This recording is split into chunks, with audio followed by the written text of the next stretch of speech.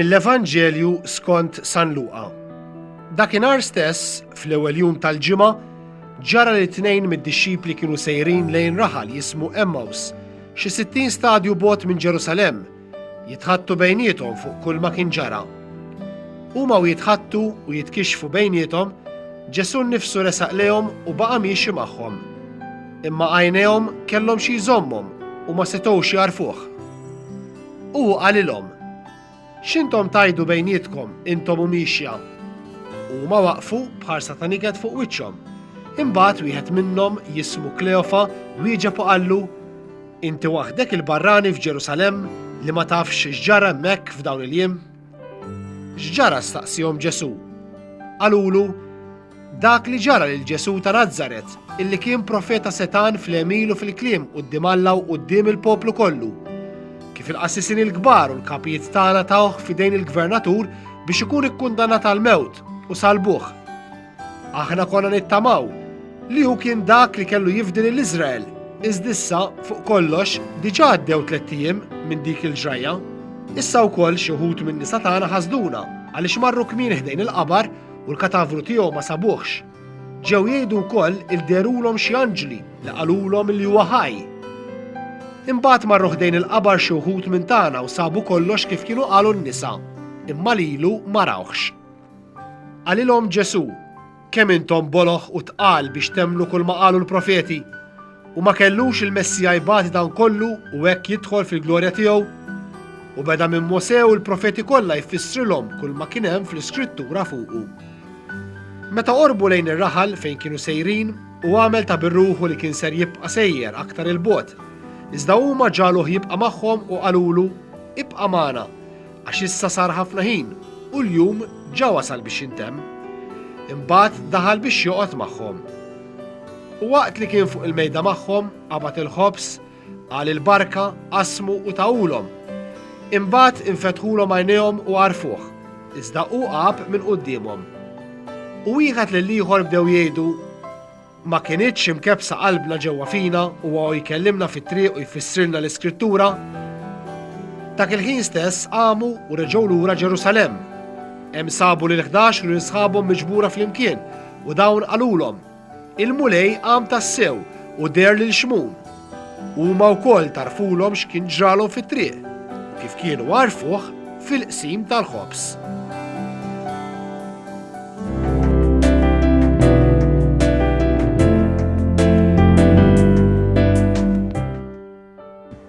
Fil-Vanġelu li smajna, rajna li Ġesu jiltaqa' maż-żewġ dixxipli, imsejħin id-dixxipli ta' Emmaus, għax kienu sejrin fir-raħal ta' Emmaus, jimxi magħhom, jitkellem magħhom u ma għarfuhx. Imbagħad daħal magħhom fuq stedina tagħhom u meta kienet jaqsam il-ħobs u jrod ħajr lill-Alla, għarfu li kien Ġesu. Inserta kien tard wisq għaliex Ġesu qab minn qudiemhom. Miegħi llum għandi lil Federica li hija mill-Ġermanja u qiegħda hawnhekk biex tistudja u anki għamlet din l-esperjenza illi għall-ewwel fil-familja tagħha ma rfitux lil Ġesu għalkemm kienet tgħix ġewwa familja Nisranija. Imbagħad hawn Malta iltaqat ma' grupp ta' żgħażagħ li fih sabet lil Ġesu, imma Ġesu ma għabx minn qudiemha, għadu magħha. Ħa nisimgħu l-esperjenza ta' Federica. Federica, Yeah. you have told me that when you were living in Germany with your family, Yes. though it was a Christian family, you didn't recognize Jesus there. But here in Malta, in the youth group, you have met Jesus personally, and it means something to you.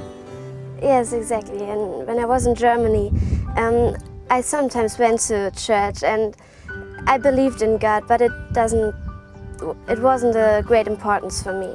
And now when I was here in Malta, I arrived and I went to this youth group to Y4J, and there I experienced that He's there, and I felt Him with us, and that gave me a lot of trust in Him. How did it come that you have met Jesus in this youth group? In it was What affected you? It was an overwhelming feeling that I was in this youth group, and I saw a lot of people in my age around me who were all singing and praising and worshiping, and I didn't know that before. I didn't experience that before.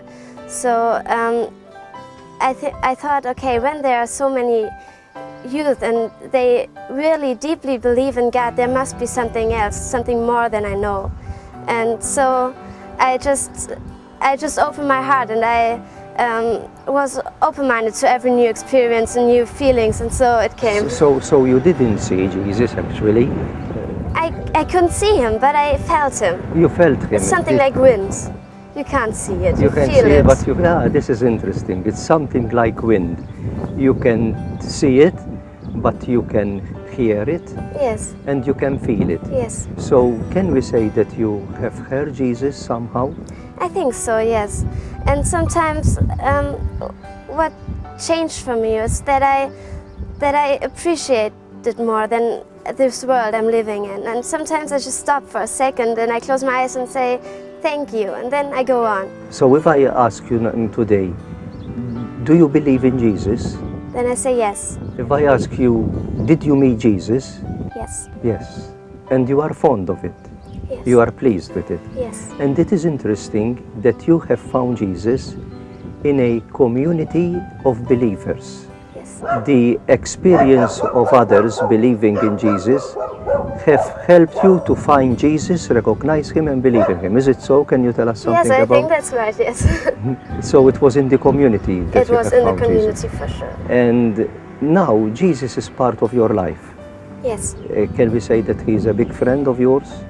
I think so. And I also learned to pray, and it was always difficult for me to pray because I thought I talked to somebody who does not exist, and it seemed useless. But now when I pray, I think that he listens. And How do you pray? Do you say something that you have memorized, or you just... I'm very honest, and I tell everything that's on my mind, and I tell him what I wish I could do, or what my wishes are. And so sometimes I ask him for strength. That's what I do most of the time, and I think it helps. So one can say that you feel Jesus all the time. Yes. You feel that Jesus is near you all the time. Yes, he smiles at me. Yeah. Where do you look for him? Everywhere in the nature. I see him everywhere, in the sun and in the sky and in the flowers and In friends? in friends. And when I see people who are smiling at me, or who are friendly with me, who are loving, then I see Jesus. You go to Mass now? Yes, I go every Sunday. Every Sunday. I'm English, so I can't go every day because it's all in It's all in Maltese, we're here. But you go every Sunday, I go Sunday, for yes. an English-speaking Yes. Mass. And what's your experience during Mass now? Because you have told me that when you were where you were in Germany, you used to go to Mass, but you didn't feel anything. Yeah, I didn't go there often. You didn't go there Just- often. But now it's a weekend appointment with Jesus, that you go to meet Jesus during the Eucharist. Yes. What's the feeling? Because What I especially enjoy are the speeches that the priest gives, because they always help me, and I like it to listen to him, and I really take it as an advice and as a word of Jesus. And when I have the Eucharist, I'm very grateful for and thankful for what he has done.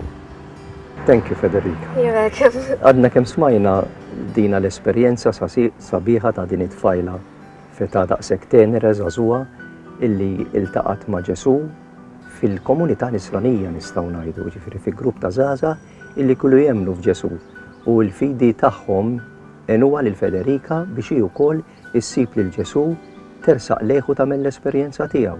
U llum qed tgħid illi Ġesu huwa ħabib kbir tagħha, qiegħed magħha l-ħin kollu, itkellmu, titolbu u ma trix tinferet minnu. Barra li sabitu fil-komunità nisranija, sabitu wkoll fis-sagramenti, fil-komunità nisranija li titlob u tiċċelebra l-Ewkaristija. L-Ewkaristija għaliha għandha sens qawwi, tfisser ħafna u nhar ta' Ħadd tfittex li tirċievi lil Ġesu u tisma' l-kelma tiegħu fl-Ewkaristija. Kif sabitu Federica nistgħu nsibu ħafna wkoll il-Ġesu. jista' jkun li ħafna minna jiġrilhom bħal li xip li temmaws, illi Ġesu jkun magħna u ma nindunawx. Imma jekk niftħu widnejna nistgħu nisimgħu u jekk niftħu għajnejna nistgħu narawh madwarna u nagħmlu esperjenza profonda ta' Ġesu kif għamlet Federica. Federica qaltilna illi l-Ġesu ma taraħx imma tħossu u jimlilek qalbek bil-għena.